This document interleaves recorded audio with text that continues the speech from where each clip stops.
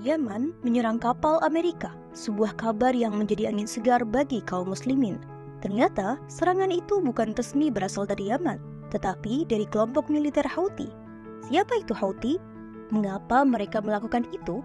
Dan apa saja konsekuensinya? Mari kita bahas di Bacain Berita Buat Kamu episode 35. Babul Mandab, potensi strategis kaum muslimin. Houthi adalah gerakan Islam politik bersenjata yang muncul dari Sa'dah, Yaman Utara pada 1990-an. Slogan mereka berbunyi, Allah Maha Besar, kematian bagi AS, kematian bagi Israel, kutukan orang Yahudi, dan kemenangan bagi Islam. Mereka berasal dari sekte Syiah Zaidiyah, muncul sebagai oposisi terhadap mantan Presiden Yaman, Ali Abdullah Saleh, yang mereka tuduh korupsi besar-besaran. Juga dikritik karena ia didukung oleh Arab Saudi dan Amerika Serikat dengan mengorbankan rakyat Yaman serta kedaulatan Yaman. Selain memerangi keterbelakangan ekonomi dan marginalisasi politik di Yaman, Houthi juga kerap angkat bicara tentang solidaritas pada warga Palestina sejak badai Al-Aqsa 7 Oktober 2023. Buktinya, Houthi di Yaman melancarkan berbagai serangan terhadap kapal-kapal Amerika yang melintasi Babul Mandab dan Teluk Aden. Juru bicara Kementerian Pertahanan, Brigadir Jenderal Yahya Sari, menargetkan serangan tersebut untuk menambah keyakinan pengikutnya bahwa mereka sedang memerangi Amerika dan Israel, seperti dalam slogan mereka.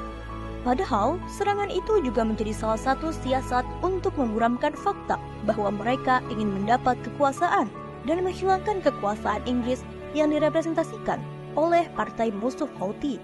Menurut saluran media organisasi militan Al-Masirah, dalam sebuah laporan pada Sabtu 27 Januari 2024, disebutkan bahwa hingga 27 Januari 2024, Angkatan Bersenjata Yaman telah melakukan 16 operasi angkatan laut dengan sasaran 20 kapal.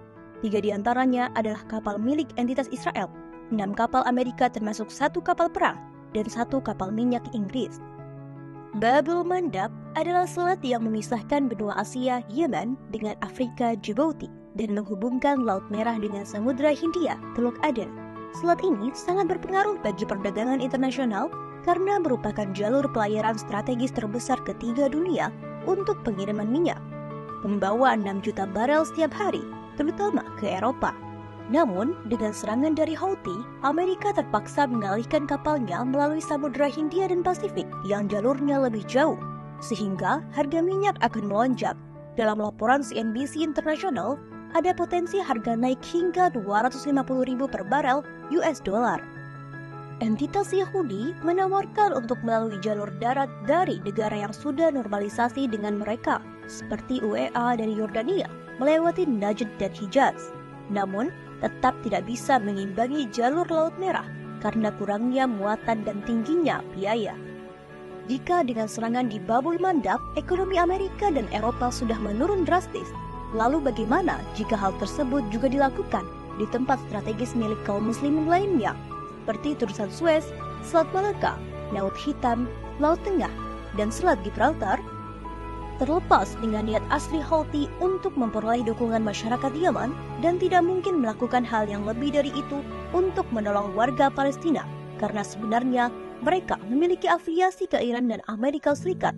Tapi kita bisa lihat betapa keberadaan kaum muslimin di tempat strategis dapat membuat ekonomi dunia kacau balau, mengusik Amerika dan mencegah bantuan ke entitas Yahudi masuk. Maka sungguh tidak waras orang-orang yang memecah belah umat Islam dalam batasan nation state. Wallahu a'lam bishawab.